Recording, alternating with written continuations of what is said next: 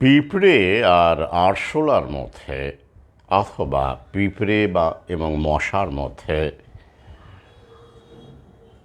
লড়াই হচ্ছে, ঝগড়া হচ্ছে। কে শ্রেষ্ঠ, কে সেরা, কে বেশি বাঙালি, কে কম বাঙালি, কে ভালো, কে মন্দ, এ নিয়ে তুমুল লড়াই চলছে আরশোলা এবং পিঁপড়ে, আরশোলা এবং মশা, মশা এবং পিঁপড়ের মধ্যে। এই রকম আর কি। বেশ ভালো কথা, কিন্তু সমস্যা হচ্ছে এই যে আরশোলা, পিঁপড়ে বা মশা এরা কেউই জানে না কালা হিট নিয়ে একজন বসে আছেন। কালা হিট, হ্যাঁ। আরশোলাও তার খবর রাখে না, মশাও তার খবর রাখে না, পিঁপড়েও তার খবর রাখে না। সেই কালা হিটের নাম কি? বর্তমানে ভ্যাকসিন, করোনামৃত। আগে হ্যাঁ, বহু আগেই যাত্রা শুরু করেছিল এই ভৌ ভৌ। তবে এই রকম পর্যায়ে গণহারে কালা হিটের ব্যবহার গোটা বিশ্ব জুড়ে আরশোলা, মশা, পিঁপড়ের বিরুদ্ধে এই প্রথম। কি বিশ্বাস হচ্ছে না? এই ইউজলেস ইটার্সদের ওরা এইভাবেই দেখে, অথচ এই ইউজলেস ইটার্স যারা, মানে তারা কিন্তু এই কালা হিট ব্যবহারকারী, প্রয়োগকারী যে শক্তি, জায়নির শক্তি, তাকে চিনতে পারে না। যেহেতু দেখতে পায় না, অদৃশ্য থাকে, আড়ালে থাকে। এই ক্রিকেট খেলাকে কেন্দ্র করে এটা আবার আমরা দেখতে পাই এই বাঙালির ব্যাপারটা আর কি, দেশপ্রেমের ব্যাপারটা, ধর্মের ব্যাপারটা।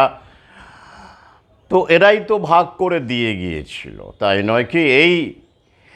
এই যে কালা হিট, যেটা এখন আপনারা এই তৃতীয় বিশ্বযুদ্ধে, হ্যাঁ এটা তৃতীয় বিশ্বযুদ্ধ চলছে, করোনা আহামরির নাম করে রিসেট চলছে, যেটা চলতে থাকবে আগামীতে বেশ কয়েক বছর। তো এই যে কালা হিট যারা এখন প্রয়োগ করছে, তারাই প্রথম বিশ্বযুদ্ধ ঘটিয়েছিল, তারাই দ্বিতীয় বিশ্বযুদ্ধ ঘটিয়েছিল। প্রথম বিশ্বযুদ্ধে কত মারা গিয়েছিল মানুষ? 2 কোটিরও বেশি আগে, হ্যাঁ। আর দ্বিতীয় বিশ্বযুদ্ধে 7.5 কোটি মানুষ মারা গিয়েছিল, সেনা এবং নাগরিক মিলিয়ে। একটা কনজারভেটিভ এস্টিমেট, কিন্তু সংখ্যাটা আরও বেশি। তাহলে আমরা দেখতে পাচ্ছি আধুনিক বিশ্বে এই গণতান্ত্রিক রাষ্ট্রগুলো যত মানুষ মেরেছে এই যুদ্ধে জড়িয়ে। প্রথম বিশ্বযুদ্ধের সময় দেখুন, পৃথিবীর সিংহভাগ, মানে যারা যুদ্ধে অংশগ্রহণ করেছিল তারা গণতান্ত্রিক রাষ্ট্র। ব্রিটেন, ফ্রান্স, তাই তো? ইটালি যদিও ফ্যাসিস্ট ছিল। আর প্রথম বিশ্বযুদ্ধের আবহের কথা বলছি, তখন অবশ্য ফ্যাসিজমের আবির্ভাব ঘটেনি, যেটা দ্বিতীয় বিশ্বযুদ্ধে আমরা দেখতে পাচ্ছি। যাই হোক, মূলত এগুলো কেউই রাজতন্ত্র ছিল না, তাই তো? গণতান্ত্রিক আদর্শে উজ্জীবিত মূলত কাণ্ডারি ছিল ব্রিটেন এবং ফ্রান্স, তাই তো? দ্বিতীয় বিশ্বযুদ্ধেও আমরা দেখতে পাচ্ছি এই সভ্য দেশ, আধুনিক রাষ্ট্রগুলো, যেখানে রাজতন্ত্র বলতে আমরা যা বুঝি তেমন কিছু ছিল না, তারা যুদ্ধে জড়িয়ে পড়ল। পেছনে অবশ্যই মদত জোগালো জায়নির শক্তি। তার ফলে কী হলো? 7.5 কোটি মানুষের মৃত্যু হলো। তখন ওই কালা হিট ছিল এই যুদ্ধ, অস্ত্র প্রয়োগ করে যুদ্ধ। এখন সেটা ভৌ ভৌ, অস্ত্রটা বদলে গেছে, লক্ষ্যটা একই, ডিপপুলেশন, তাই তো? আর যত সভ্যতা এগোচ্ছে, মানে ওদের মতো করে এগোচ্ছে, ওরা যেভাবে এগিয়ে নিয়ে যাচ্ছে, তত কম লোকের দরকার পড়ছে স্বাভাবিকভাবেই, কারণ মেকানাইজেশন হচ্ছে, ডিজিটাইজেশন হচ্ছে, ইউজলেস ইটার্সের সংখ্যা বাড়ছে। আর এই ইউজলেস ইটার্সটা যাতে করে ঐক্যবদ্ধ না হয়, একসাথে লড়াই করতে না পারে, তাহলে তার জন্য ধর্ম, ক্রিকেট, বিনোদন, জাত পাত সমস্ত কিছুকে প্রমোট করে ওরা লড়িয়ে দিচ্ছে। তাই পিঁপড়ে, আরশোলা, মশা কে বেশি শ্রেষ্ঠ এ নিয়ে লড়াই আবার জোরদার হয়ে উঠেছে। কারণ ক্রিকেট বিনোদন,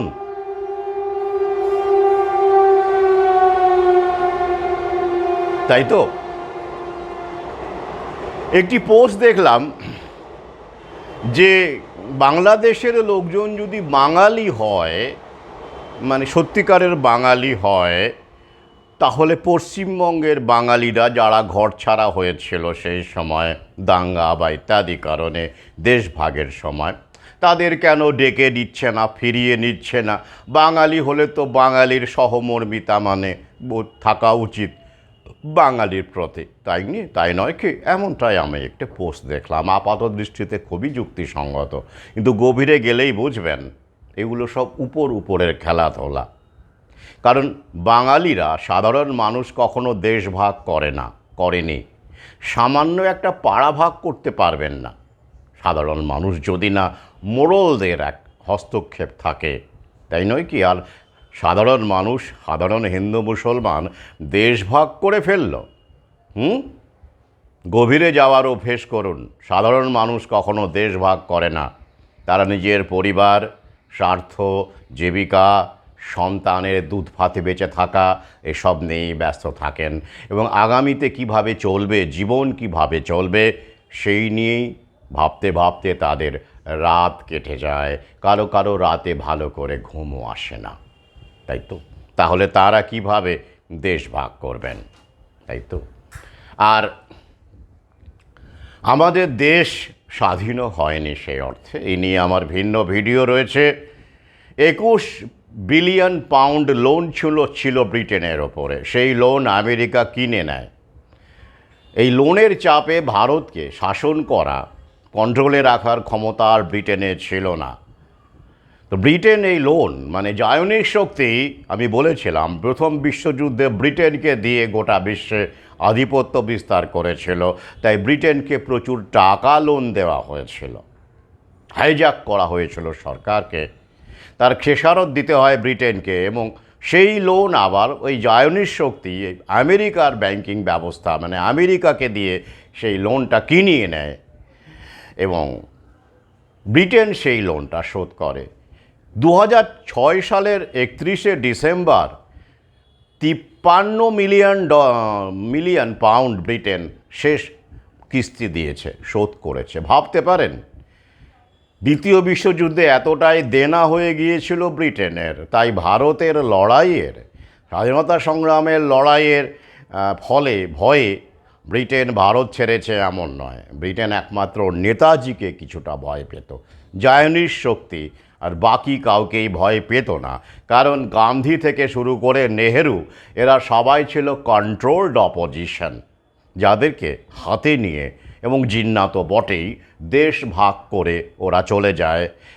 যাওয়ার আগেই, যাওয়ার মুহূর্তেই দেশ ভাগ করে দেয়, যাতে করে এই উপমহাদেশ কখনো আর মাথা তুলে ঐক্যবদ্ধভাবে বেঁচে থাকতে পারে, সেই উদ্দেশ্যে এটা করে যায় আগে। হ্যাঁ, এ নিয়ে আমার ভিন্ন ভিডিও আছে, লেখালেখি আছে, যারা পড়ার বা যারা শোনার তারা শুনেছেন।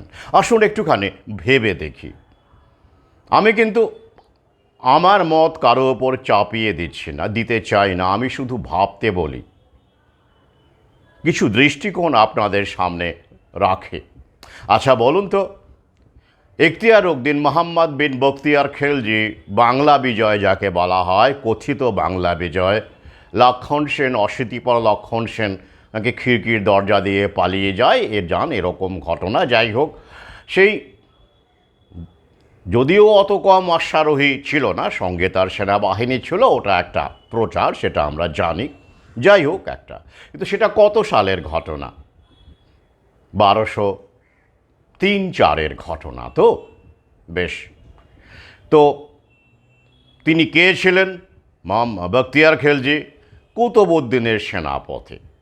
তাহলে বাংলাতে মুসলিম শাসনের, ইসলাম শাসনের যে পদধ্বনি আমরা কিন্তু এই খিলজির মাধ্যমেই শুনতে পেলাম। এবং পরবর্তী 100 বছরের মধ্যে অত সময়ও লাগেনি, আমরা দেখতে পেলাম যে সমগ্র বাংলায় ইসলামী শাসনে, তুর্ক আফগান শাসনের অধীনে চলে আসে, তাই তো?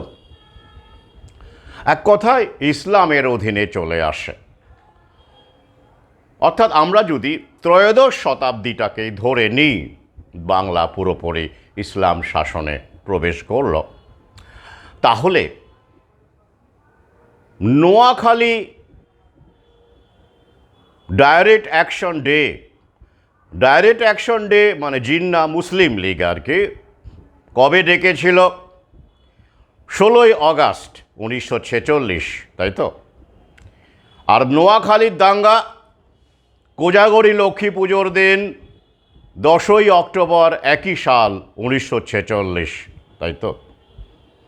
তাহলে প্রশ্ন জাগে না আপনাদের যে ত্রয়োদশ শতাব্দীর মধ্যে বাংলাতে, তখন তো বাংলা ভাগ হয়নি, তাই তো? পাকিস্তানও ছিল না। তো সেই সময় দাঁড়িয়ে সমগ্র ভারতবর্ষ, যাকে আমরা অখণ্ড ভারতবর্ষ বলে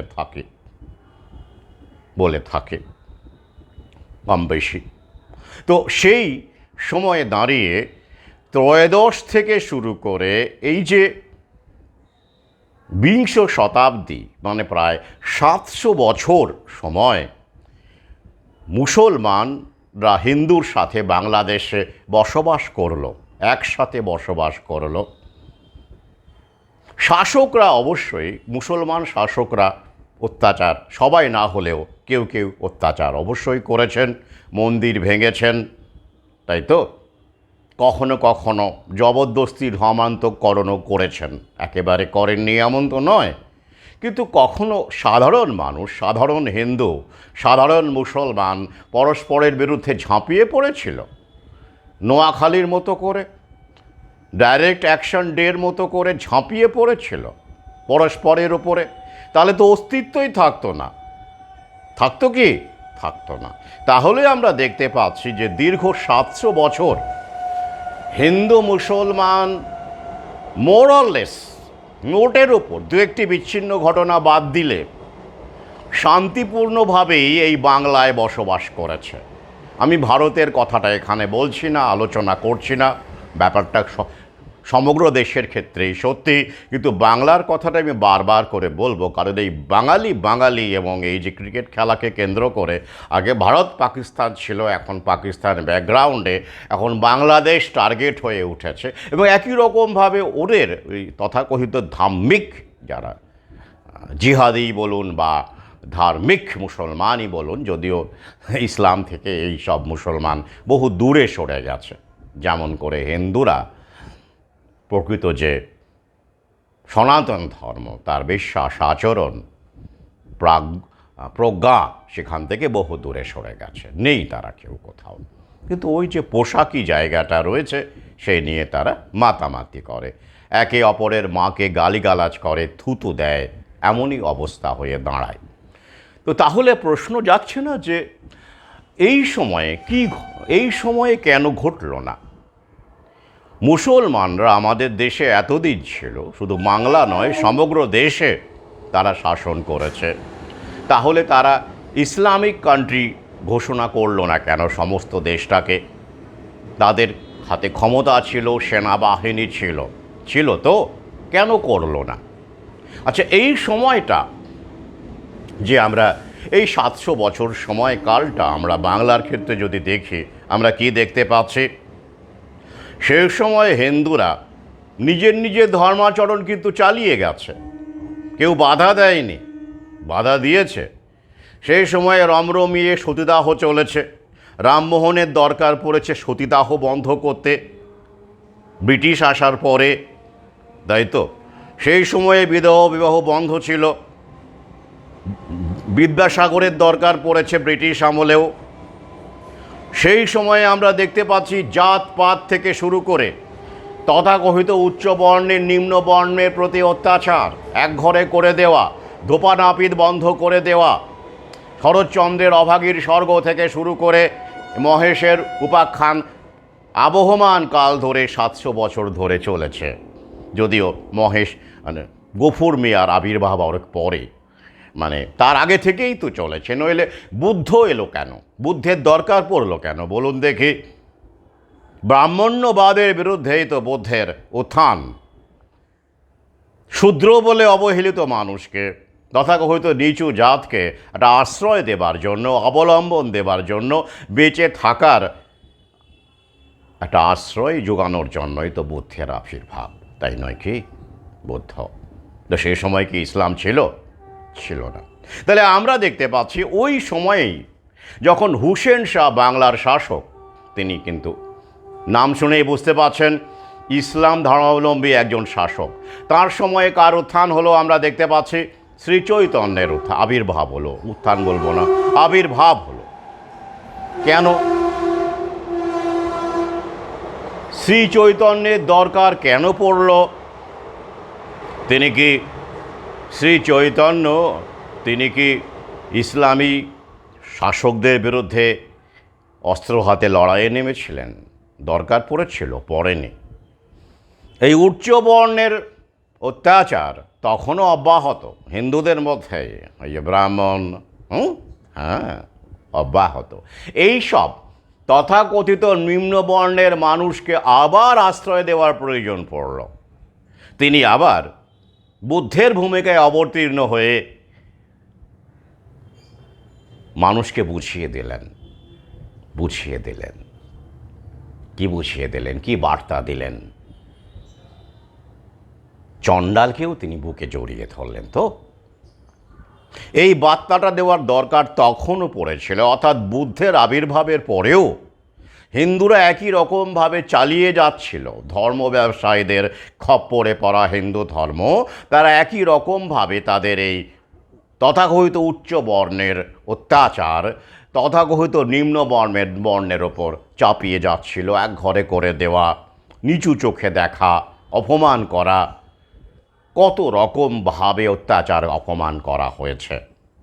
তাই শ্রী চৈতন্যের দরকার পড়েছিল, তাই তো? আচ্ছা, শ্রী চৈতন্যকে কি হুসেন শাহ হত্যা করেছিলেন? না না, হুসেন শাহের সঙ্গে শ্রী চৈতন্যের সম্পর্কটা কেমন ছিল? তিক্ত ছিল না মধুর ছিল না বন্ধুত্বপূর্ণ ছিল? একটু খোঁজ খবর করে দেখবেন। সবে কি আমিই বলবো? উনি তো শাসক ছিলেন, ইচ্ছে করলে চৈতন্যের কল্যাণ নিতে পারতেন না? নিয়েছিলেন কি? নেননি। তাই চৈতন্যকে কে সরিয়ে দিল? উনি কি স্বেচ্ছায় ওই যে নীলাচলে মহাপ্রভু করে নাকি সমুদ্রের তলায় নাকি তলিয়ে গিয়েছিলেন, এরকম একটা প্রচার করা হয়। পরবর্তী গবেষণায় কি জানা যাচ্ছে? চৈতন্যকে হত্যা করা হয়েছিল, সরিয়ে দেওয়া হয়েছিল। কারা সরিয়ে দিয়েছিল? মুসলমানরা সরিয়ে দিয়েছিল, হুসেন শাহর লোকজন সরিয়ে দিয়েছিল, জিহাদিরা সরিয়ে দিয়েছিল? না না না, খোঁজ নিয়ে দেখুন, তার স্বধর্মের লোকজনই তাকে সরিয়ে দিয়েছিল। তাই তো? কি লজ্জা করছে না? আমার তো করে, সত্যি করে। যখন আমি এই সব বেলেল্লাপনা দেখি, তথাকথিত হিন্দু নামধারী লোকজনের পড়া নেই, শোনা নেই, ভাবনা নেই, গভীরতা নেই, এই কারণেই এদের জন্য কালাহিট যুগ যুগ ধরে এসেছে। ঠিকই আছে, মহাকালের বিচার, তাই তো? তাহলে বা দেখুন শ্রী চৈতন্য আবির্ভাব কেন হলো? তো হুসেন শাহের কিন্তু তার উপরে অত্যাচার করারই কথা ছিল, যেহেতু তিনি কাফের ছিলেন, তাই না? শ্রীচৈতন্য তো কাফের, তিনি বৈষ্ণব ধর্ম প্রচলন করলেও তিনি তো কাফের, তাই নয় কি? এছাড়া শ্রীচৈতন্য আরেকটি বড় বাধা হয়ে দাঁড়িয়েছিলেন কিন্তু ইসলামের সামনে। কেন? সেই সময়ে তথাকথিত নিচু জাত, যাদের শূদ্র বলুন বা যেভাবেই বলুন, যে নামেই ডাকুন, তারা কিন্তু দলে দলে ইসলাম ধর্ম গ্রহণ করছিল এই ধর্ম ব্যবসায়ী ব্রাহ্মণ্যবাদের অস্পৃশ্যতা থেকে বাঁচবার জন্য। অত্যাচার থেকে বাঁচবার জন্য দলে দলে কিন্তু এই তথাকথিত নিম্নবর্ণের মানুষ ইসলাম ধর্ম গ্রহণ করছিলেন। আর সেই ফ্লোটাকে, ইসলামের দিকে ধাবিত যে ধারা, জনস্রোতের ধারাকে আটকে দিয়ে হিন্দু ধর্মকে কিছুটা হলেও বাঁচানোর চেষ্টা করেছিলেন শ্রী চৈতন্য, যাতে করে এইসব মানুষ ইসলামের দিকে ধাবিত না হয়ে মানবিক হয়ে ওঠা, হিন্দু ধর্ম থেকেই বেরিয়ে আসা আরও একটি শাখা, সেক্ট, বৈষ্ণব ধর্মের প্রতি আকৃষ্ট হন। যেমন করে বুদ্ধ, তেমন করে চৈতন্য, তাই তো? তাহলে তো সেই অর্থে ইসলাম ধর্মের দিকে ধাবিত মানুষের সংখ্যা কমিয়ে দেওয়ার অপরাধে হুসেন শাহর উচিত ছিল চৈতন্যকে হত্যা করা, তা তিনি করেননি। যাদের স্বার্থে ঘা লেগেছিল, যেমন করে এখন ওই যে বানিয়া হিন্দুদের উত্থান ঘটেছে, তাই তো? হ্যাঁ, তো তেমন করেও কোনো বানিয়া হিন্দু তাদের ধর্ম ব্যবসায় বা তাদের স্বার্থে আঘাত দেওয়ার কারণেই শ্রী চৈতন্যকে সরে যেতে হয়। হিন্দুরাই তো আত্মঘাতী, নিজেদেরকে ধ্বংস করতে গেলে, হিন্দুদের ধ্বংসের জন্য, বিনাশের জন্য হিন্দুরাই যথেষ্ট, বাইরে থেকে কারোর দরকার পড়েনি। বাইরের মানুষ তো সুযোগ নেবেই। তবুও বলবো আমি, এবার দেখুন, তাহলে এই যে সেই যে সময়টা আমরা দেখতে পাচ্ছি, এই 700 বছর সময়, বাংলার কথাই বলছি, আমি বারবার করে বলছি, বাংলাকে কেন্দ্র করেই আলোচনা। ভারত অবশ্যই থাকবে, কিন্তু যেহেতু ভারত একটা বড় প্রেক্ষাপটে, তো ভারত বটে, বাংলা তো ভারতেরই অংশ। সেই সময় আমরা দেখতে পাচ্ছি সমগ্র ভারতে ইসলাম শাসন চলছে, তাই তো? দীর্ঘ 700 বছর দেখতে গেলে প্রায় ওরকম সময় চলেছে। পলাশির যুদ্ধ 1757, তারপরে ইস্ট ইন্ডিয়া কোম্পানির দখলে বাংলা চলে গেল। তারপর সিপাহী বিদ্রোহ 1857, তারপর 1858 সালে সরাসরি ভিক্টোরিয়া, রানী ভিক্টোরিয়া ভারতের শাসনভার গ্রহণ করলেন। তাহলে আমি 1757টাকেই যদি আমরা ধরি, পলাশির যুদ্ধ, সিরাজদৌলার পরাজয়, তো সেই সময় পর্যন্ত তো ইসলামিক শাসন বাংলাতে ছিলই, তাই নয় কি? কোনো সন্দেহ আছে? তো সেই সময় আমরা কি দেখতে পাচ্ছি? এই যে দীর্ঘ সময় মুঘল শাসন মাঝখানে রইল, মুঘল শাসন, বাংলায় তো নবাব সিরাজদৌলা। তো সেই সময় মুঘলরা কি হিন্দুদের ধর্মে আঘাত করেছে, ঘা দিয়েছে? দেয়নি। আকবর কি কখনো বলেছিল সতীদাহ প্রথা রদ করে দিন, এ তো মানুষ, নারীদের হত্যা করা হচ্ছে? চেষ্টা করেছিলেন? করেননি। ইসলামে তো বিধবা বিবাহ প্রথম থেকেই ছিল। স্বয়ং হজরত মোহাম্মদ এক বিধবা নারীকে বিবাহ করেছিলেন। কই আমাদের আকবর বা এরকম শাসক যারা ছিলেন, তারা কি আমাদের হিন্দু ধর্মে আঘাত করে বিধবা বিবাহ জোর করে চাপিয়ে দিয়েছিলেন? দেননি তো।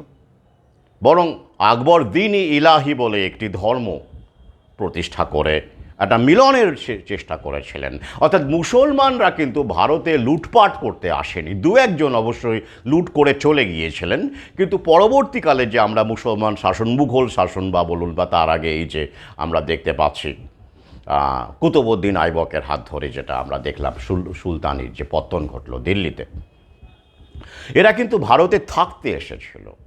তার ফলে ভারতের মানুষের সাথে, হিন্দুদের সাথে এই মুসলমানদের একটা ইন্টিগ্রেশন হয়েছিল।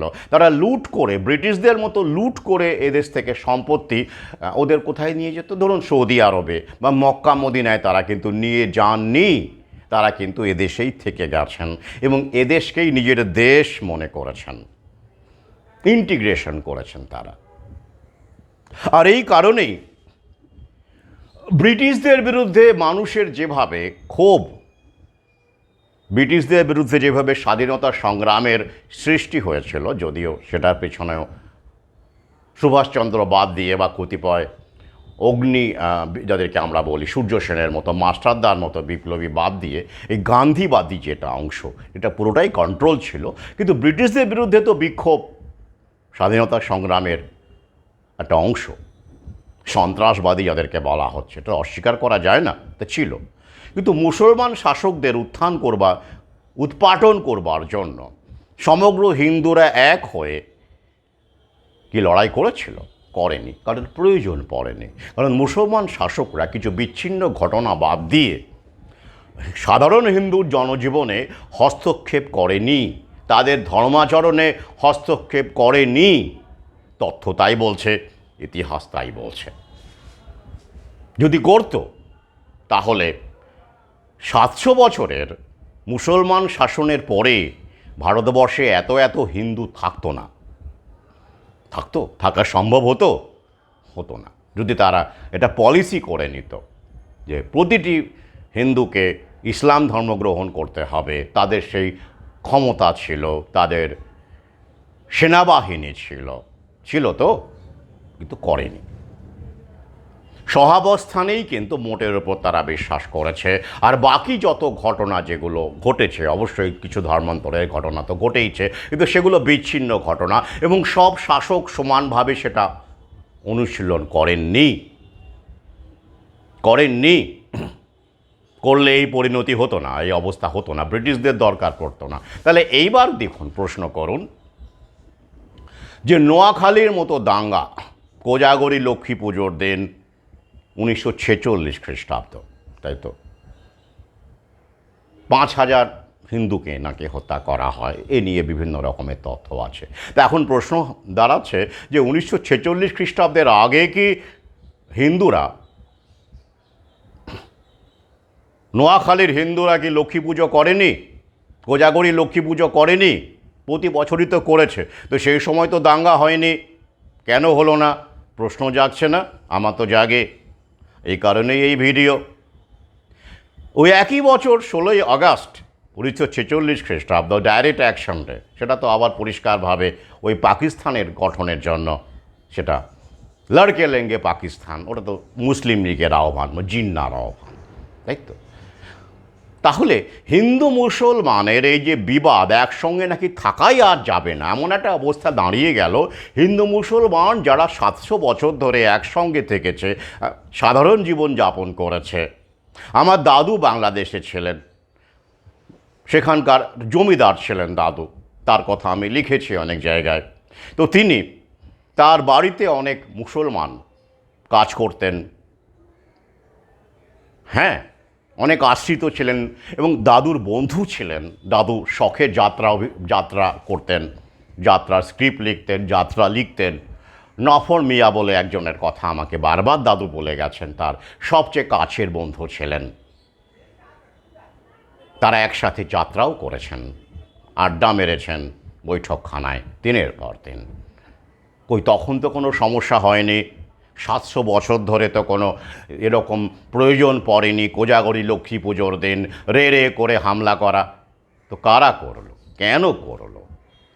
রোবট বোঝেন? রোবট, এই সোশ্যাল মিডিয়াতেও এরকম ব্রেন ওয়াশ করা রোবট দেখা যায়। ধরুন 10টা রোবট আপনার দিকে তেড়ে এলো মারার জন্য রে করে, তো আপনি এই রোবটকে দোষ দেবেন না রোবটকে যারা চালাচ্ছে রিমোট দিয়ে তাকে দোষ দেবেন? আমি তো যারা রিমোটটা নিয়ে বসে আছে তাকে দোষ দিই, তাকেই দেখতে পাই, আপনারা দেখতে পান না। তো রোবট মানে সবসময় ওই যন্ত্রপাতি দিয়ে, ওই যে যেমন রোবট আমরা দেখতে পাই সিনেমায়, সেরকম দরকার নয়, মানে ওরকমই রোবট হবে তার কোনো দরকার নেই। হিউম্যান রোবট বোঝেন তো? এই মিডিয়াকে দিয়ে রাজনৈতিক দলকে প্রমোট করে, মিডিয়াকে দিয়ে ভুলভাল তথ্য প্রমোট করে মানুষকেও রোবট বানিয়ে ফেলা যায়। সেই রোবটকে কিন্তু আমরা এখন প্রচুর দেখছি এবং এই সময়ে এই রোবটের সংখ্যাটা অনেক বেড়ে গেছে, তাই তো? মানুষ রোবট, আমরা আসলে রোবট, আমাদের নিজস্ব চিন্তা ভাবনা কিছু নেই, আমাদের থিঙ্কিং প্রসেসকে ওরা হাইজ্যাক করে নিয়েছে। তো কোজাগরী লক্ষ্মী পুজোর দিন বা ডাইরেক্ট অ্যাকশনের দিন যে সাধারণ মানুষরা পরস্পরের বিরুদ্ধে লড়াই করলো, মানে দাঙ্গায় নামলো, একে অপরকে হত্যা করলো, তারা কিন্তু রোবট ছিল না। যারা আক্রমণ করলো তারা রোবট ছিল। আত্মরক্ষা যারা করলো তারা কতটা রোবট ছিল বলতে পারবো না পরিস্থিতি, কিন্তু যারা রে করে হামলা করেছিল তাদের মগজকে জায়নিস্ট শক্তি নিয়ন্ত্রণ করেছিল। এটা আমি দায়িত্ব নিয়ে বলছি, যেটা এখন আবার নতুন করে কিন্তু এই আশঙ্কা বাড়ছে আগামীতে। তাই সতর্ক থাকুন। এবার আসুন একটু দেখে নিই। তাহলে এই নোয়াখালী ডাইরেক্ট অ্যাকশন ডে হওয়ার জন্য এবং আরও বড় বড় দাঙ্গা হওয়ার জন্য ব্রিটিশ আমলেরই দরকার পড়লো। আগে কিন্তু সাধারণ মানুষ পরস্পরের বিরুদ্ধে ঝাঁপিয়ে পড়েনি। হ্যাঁ, এত বড় বড় দাঙ্গা হয়নি। দু একটি ভুল বোঝাবুঝি হতে পারে কোনো কোনো জায়গায়, তারা নিজেরাই মিটিয়ে নিয়েছে। তাহলে কেন হলো? কী উদ্দেশ্যে হলো? এত বছর সময় লাগলো কেন? ব্রিটিশরা বুঝতে পেরেছিল যে এদেশের মানুষ যদি তাদের বিরুদ্ধে লড়াই করে, কারণ তারা সাদা চামড়ার ইউরোপিয়ান, তাই তো, এবং তারা লুণ্ঠন করতে এসেছে। রমেশচন্দ্র দত্তের ইকোনমিক হিস্ট্রি অফ ইন্ডিয়া পড়লেই বুঝতে পারবেন, এরকম আরও বইপত্র আছে যে ব্রিটিশরা সিস্টেমেটিক্যালি কীভাবে আমাদের দেশকে লুণ্ঠন করেছিল, এখনও করে যাচ্ছে। ব্রিটিশরা না করলেও তাদেরই প্রতিনিধিরা করছে, জায়নিস শক্তি বিলিয়নিয়ারদের মাধ্যমে করছে, বিল গেটসদের মাধ্যমে করছে, আম্বানি আদানির মাধ্যমে করছে। ভারত তো কখনো স্বাধীন হয়নি। তো যাই হোক, তাহলে সেই সময়ে দাঁড়িয়ে ওরা বুঝতে পেরেছিল যে হিন্দু মুসলমান যদি একসাথে লড়াই করে এই ব্রিটিশের বিরুদ্ধে, কারণ আমরা তো লুণ্ঠন করতে এসেছি, আমরা তো আর ইন্টিগ্রেট হতে, দেশে সবার সঙ্গে মিলেমিশে থাকতে আসেনি, তাহলে মহা বিপদ। তাই ওদেরকে কি করতে হবে? কন্ট্রোলড অপোজিশন তৈরি করে, ডিভাইড অ্যান্ড রুল তৈরি করে হিন্দু মুসলমানের মধ্যে বাঁধিয়ে দিতে হবে, যাতে করে ওরা একে অপরকে অবিশ্বাস করতে শুরু করে, আরও বেশি অবিশ্বাস করতে শুরু করে, এবং ওই যে পিঁপড়ে এবং মশা হয়ে কে সেরা কে শ্রেষ্ঠ এই লড়াইয়ে ব্যস্ত হয়ে পড়ে, এবং আমরা আমাদের রাজত্ব, শোষণ, এক্সপ্লয়টেশন চালিয়ে যেতে পারি। সেই উদ্দেশ্যেই ওরা এটা শুরু করলো। অ্যালান অক্টোভিয়ান হিউমকে দিয়ে কংগ্রেসের প্রতিষ্ঠা। খেয়াল করে দেখুন, অ্যালান অক্টোভিয়ান হিউম কিন্তু একজন ভারতীয় ছিলেন না অন্তত, তাই তো?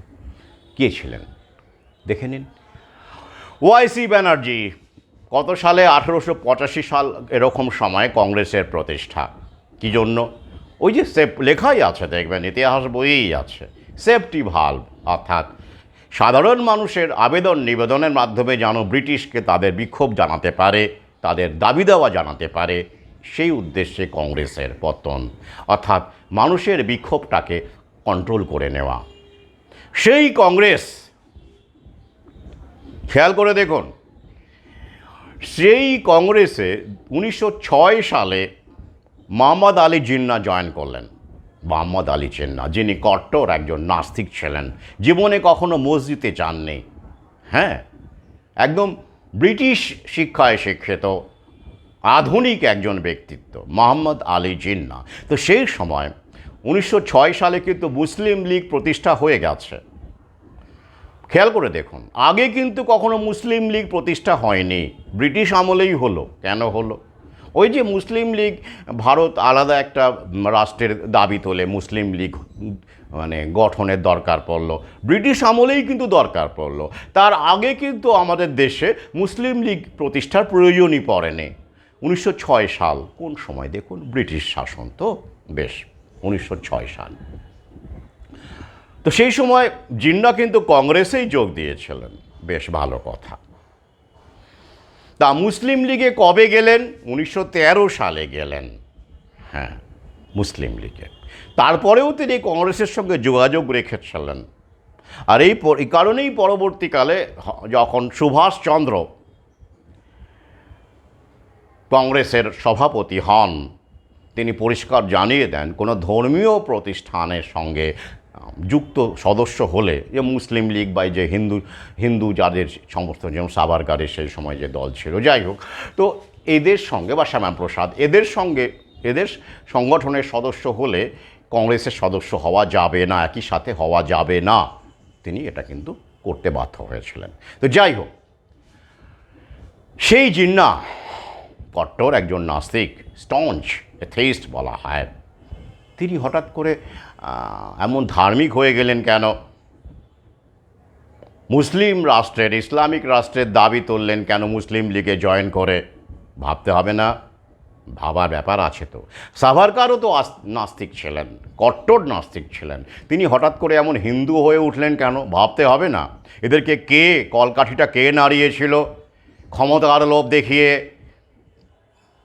ভাবতে হবে না? ভাবতে তো হবেই।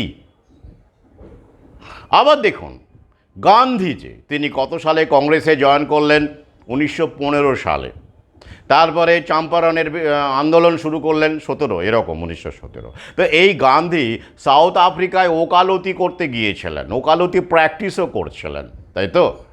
সে ঘটনা আপনারা জানেন।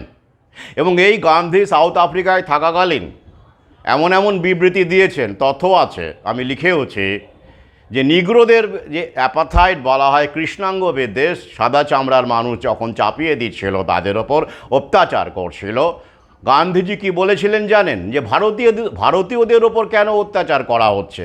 আমরা কৃষ্ণাঙ্গ অতটা কালো নই তো, ওরা অনেক বেশি কালো, আমরা আলাদা, আমরা ব্রাউন স্কিনের, মানে আমাদের উপর যেন অত্যাচার না করা হয়, অর্থাৎ কৃষ্ণাঙ্গদের ওপর অত্যাচারটাকে তিনি সমর্থন করে ভারতীয়দের ওপর কেন অত্যাচার করা হচ্ছে, মানে আমরা তো কৃষ্ণাঙ্গ নই, অতটা কালো নই, এরকম বলেছিলেন।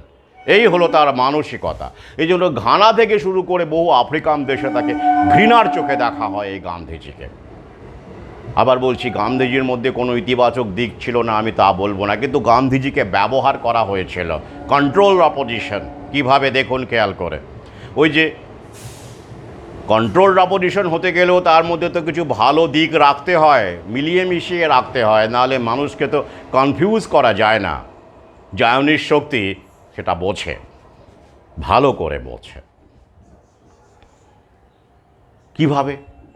সেই মানুষটা 1915 সালে কংগ্রেসে জয়েন করলো এবং রাতারাতি প্রমোটেড হতে শুরু করলো, এবং রাতারাতি তার সাহেবি পোশাক, তিনি তো চুরুট খেতেন, সাহেবি পোশাক পরতেন, হ্যাঁ, প্যান্ট শার্ট পরতেন, ট্রাউজার্স পরতেন, এটা ছেড়ে দিয়ে তিনি হাঁটুর ওপরে ধুতি পরে একটা ইমেজ মেকওভার করে নিলেন, যাতে করে মানুষের একটা ফকির ফকির ইমেজ, সাধু সন্ন্যাসী ইমেজ তৈরি করে মানুষের মন জোর করা যায়। ব্রিটিশ মিডিয়া সেটাকে, আমাদের দেশের মিডিয়া সেটাকে প্রমোট করলো। ব্যাস, তিনি রাতারাতি সেরা একজন স্বাধীনতা সংগ্রামী হয়ে গেলেন। আর কি করলেন? যে কাজটা তাকে দিয়ে করানো হলো, রঘুপতি রাঘব রাজা রাম পতিত পাবন সীতারাম। খেয়াল করুন, খুব নির্দোষ ব্যাপার, ভালো ব্যাপার। কিন্তু গুজরাটি, তিনি ছিলেন গুজরাটি, বানিয়া কথাটা বলবো না, গুজরাটি। এখন যেমন আমাদের একজন প্রধানমন্ত্রী, বানিয়া বলবো না, খারাপ লাগে শুনতে, বাস্তবে যতই ঠিকঠাক হোক না কেন, তো উনিও কিন্তু গুজরাটি। খেয়াল করে দেখুন, সময়টা কিন্তু খুব ইন্টারেস্টিং, আমরা একটা খুব ইন্টারেস্টিং সময়ের মধ্য দিয়ে আছি। জায়নির শক্তি, সাম্রাজ্যবাদী শক্তি, তারা ঠিক উপযুক্ত সময়ে উপযুক্ত মানুষকে সিলেক্ট করে নেয় তাদের প্রতিনিধি হিসেবে। সেই গান্ধীজি আমাদের দেশে ইসলাম ধর্মাবলম্বী মানুষের সামনে দাঁড়িয়ে হঠাৎ করে তার রঘুপতি রাঘব রাজারাম বলার কি দরকার ছিল? একই সময়ে আমরা প্রায় দেখতে পাচ্ছি, যখন তুর্কিতে কামাল আতাতুর্ক বা কামাল পাশাকে জায়নির শক্তিই প্রমোট করছে সেকুলারিজমের কারণ, সেকুলারিজম তৈরি করছে। আগে হ্যাঁ, এরা যখন যাকে প্রমোট করার দরকার পড়ে, যখন যেখানে ডিভাইড অ্যান্ড রুল খেলার দরকার পড়ে, ওরা ঠিক সেইভাবে সেটাকে জায়নির শক্তি কাজে লাগায়। তাহলে সেই সময়ে দাঁড়িয়ে যখনই গান্ধীজি বারবার করে রঘুপতি রাঘব রাজারাম, এই রাজারামটা এখন আবার জয় শ্রীরাম হয়ে গেছে আর কি, খেয়াল করুন, তখনই ইসলাম ধর্মাবলম্বী মানুষের মধ্যে একটু সন্দেহ শুরু হলো, তাই তো? কেন, কী ব্যাপার, হঠাৎ করে উনি রঘুপতি রাঘব রাজারাম শুরু করলেন? স্বাধীনতা সংগ্রাম করতে এসে, ব্রিটিশদের বিরুদ্ধে লড়াই করতে এসে ওটা কি দরকার ছিল বলার? কোনো দরকার ছিল রঘুপতি রাঘব রাজারাম বলার দরকার ছিল? কিন্তু দরকার ছিল কাদের জন্য? সাধারণ মানুষের স্বার্থে দরকার ছিল না, ডিভাইড অ্যান্ড রুল করার খেলার সাপেক্ষে জন্য দরকার ছিল, ব্রিটিশদের স্বার্থে, জায়নির শক্তির স্বার্থে ওটা দরকার ছিল। তারপর যা হওয়ার তাই হলো। কি হলো আমরা দেখতে পেলাম? মুসলিম লীগ আরও কট্টর হয়ে উঠল, ওটাও কন্ট্রোলড অপোজিশন, ওটাও ব্রিটিশদের মদতে তৈরি। জিন্নাও তাই, নেহরিও তাই, গান্ধীও তাই, খেলাধুলা শুরু হয়ে গেল। আবার 1936 খ্রিস্টাব্দে কি এলো? কমিউনাল অ্যাওয়ার্ড, হ্যাঁ, ম্যাকডোনাল্ডের কমিউনাল অ্যাওয়ার্ড, অর্থাৎ হিন্দু মুসলমান ইউরোপিয়ান আলাদা আলাদা করে ইলেকটোরাল তৈরি করা, মানে নির্বাচন, ভাবো, ভোটার ওইভাবে বিভক্ত, মানে সাম্প্রদায়িক বিভাজনটা কিন্তু 36 সালেই শুরু হলো। খেয়াল করে দেখুন তারিখটা কিন্তু সেই 16ই আগস্ট, ঠিক ওই 16ই আগস্টেই কিন্তু আবার জিন্নাহ 14 বছর পরে আর কি 1946 সালে ডাইরেক্ট অ্যাকশন ডের ডাক দিলেন। খুব সিম্বলিক না? আমার কাছে খুব সিম্বলিক বলে মনে হয়। সাম্প্রদায়িক বিভাজন তৈরি হয়ে গেল ওই কমিউনাল অ্যাওয়ার্ডের মাধ্যমে, ম্যাকডোনাল্ডের, র্যামসে ম্যাকডোনাল্ড। অথচ দেখুন ইসলামী শাসনের এত বছরেও কিন্তু এরকম ঘটনা ঘটেনি, যেটা ব্রিটিশরা ঘটাতে শুরু করলো। কারণ ওরা বুঝতে পারলো যে ওই সময় থেকেই যে দ্বিতীয় বিশ্বযুদ্ধ শুরু হবে দেখুন 1946, তাই তো? ওরা জানতো যে দেশটাকে আসলে এইভাবেই শাসন করতে হয়। ওরা সেই লক্ষ্যে এগোতে শুরু করলো এবং ওরা সফল হতে শুরু করলো। তাহলে যে জিন্নাহ এতটা নাস্তিক ছিলেন, তিনি হঠাৎ করে পাকিস্তানের ইসলামিক রাষ্ট্রের জন্য ব্যস্ত হয়ে পড়লেন এবং তিনি, গান্ধীজি বললেন ওভার মাই ডেড বডি, আমার ডেড বডির উপর দিয়ে ভারত ভাগ হবে, এরকম একটা বলেছিলেন, বলে লোকের মন জয় করার চেষ্টা করেছেন। কিন্তু জানতেন যে উনি ওটা শেখানো বলেছিল আমার মনে হয়, যদিও এগুলো তথ্য লিঙ্ক দেওয়া সম্ভব নয়। নিজের বিচার বুদ্ধি প্রয়োগ করুন। তারপরেও দেশ ভাগ হলো, তিনি দিব্যি বেঁচে থাকলেন। তারপরে তো আপনারা জানেন নাথুরাম গডসে, সেটাও আন্তর্জাতিক কারণেই ঘটেছিল বলে আমার বিশ্বাস। কারণ এইসব বড় বড় ঘটনাবলী ব্যক্তিগত উদ্যোগে ঘটে না। এই যে এত পার্শ্ব প্রতিক্রিয়া, এত মানুষ মারা যাচ্ছে, কই এখন আরএসএস থেকে বা অমুক জায়গা থেকে, অমুক সংগঠন থেকে কোনো ব্যক্তি এই এত মৃত্যুর কারণ যারা রয়েছেন, যে সব ভ্যাকসিন নির্মাতা, সে বিল গেটসই হন বা কেউ হন, আরও যে কেউ হন, তাদের বিরুদ্ধে কোনো বিক্ষোভ উগরে দিচ্ছেন? হত্যা না হয় বাদই দিলাম, সমর্থন করি না, বিক্ষোভ উগরে দিচ্ছেন না। কোথায় তারা? আন্তর্জাতিকভাবে যদি কোনো প্রমোট হয়, ভেতর থেকে ব্রেন ওয়াশ করা হয়, তবেই এগুলো সম্ভব হয়, নইলে হয় না। সেই নোহাউই নেই, সেই অস্ত্রই নেই, প্ল্যানিংই নেই। কে করবে? সাধারণ মানুষ কিছু করে না। সাধারণ মানুষ বড়জোর ভুলভালভাবে, বেশিরভাগ ক্ষেত্রেই, কোনো ক্ষেত্রে রেগে গিয়ে দু একটা পকেট মারকে মারধর করে মেরে ফেলতে পারে। সাধারণ মানুষ এইটুকুই পারে। রাষ্ট্রীয় ক্ষেত্রে, বড় আর্থসামাজিক ক্ষেত্রে কোনো রাজনৈতিক দলের ভূমিকা ছাড়া, সাংগঠনিক ক্ষমতা ছাড়া, যেটাকে ওরাই প্রমোট করে, ছাড়া কোনো দিন কোনো ঘটনা ঘটানোর ক্ষমতা সাধারণ মানুষের নেই। তারা তো বিভক্ত, কেউ তৃণমূল, কেউ বিজেপি, কেউ সিপিএম, তারা কি করে একসাথে লড়াই করবে? আর তারা নাকি দেশ ভাগ করেছিল, ভাবুন। সাধারণ মানুষ, সাধারণ হিন্দু মুসলমান নাকি দেশ ভাগ করেছিল, এইরকম কথাবার্তা।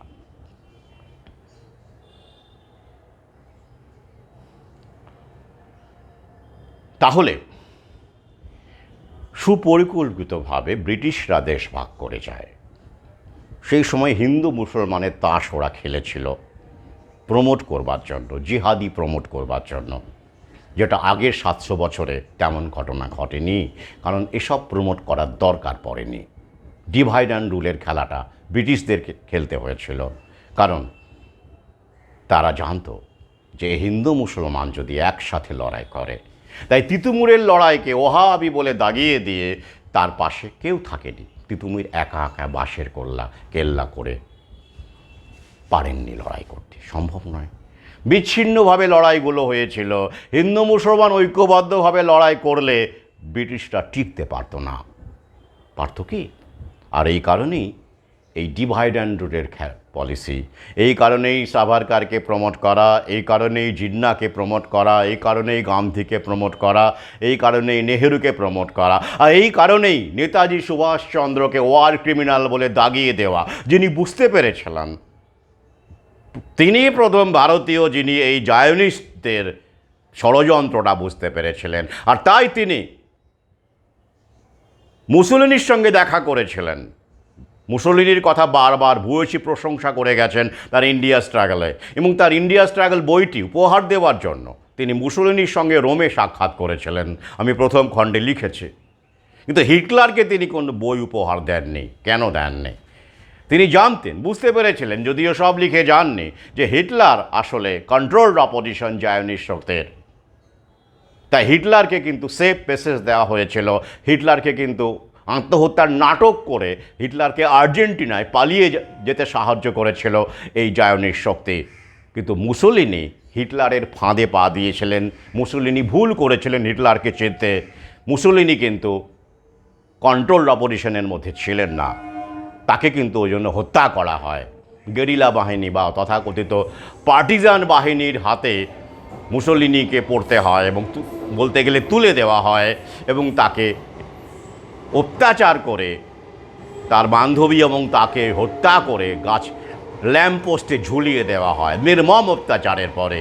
কিন্তু হিটলার তারপরেও বেঁচে থাকেন দীর্ঘকাল। সে তথ্য পরবর্তীকালে গবেষণায় প্রকাশ পেয়েছে। হিটলার 62 বা 63 বছর পর্যন্ত বহাল তবিয়তে বেঁচে ছিলেন, কারণ তিনি কন্ট্রোলড অপোজিশন ছিলেন। আগে হ্যাঁ, যেমন করে লেনিনকে ওরা প্রমোট করেছিল জায়োনিস্ট শক্তি, তেমন করে হিটলারকে ওরা প্রমোট করেছিল, তেমন করে আমাদের গান্ধীকে প্রমোট করেছিল, তেমন করে জিন্নাকে প্রমোট করেছিল। একইভাবে ওরা প্রমোট করে ওদের স্বার্থ, যেখানে যে দেশে যেমন স্বার্থ, সেইভাবে তারা সেই ব্যক্তিকে, সেই রকম ব্যক্তিকে প্রমোট করে, যাতে করে তাদের কন্ট্রোল কায়েম করতে সুবিধে হয়। তাই তো এটা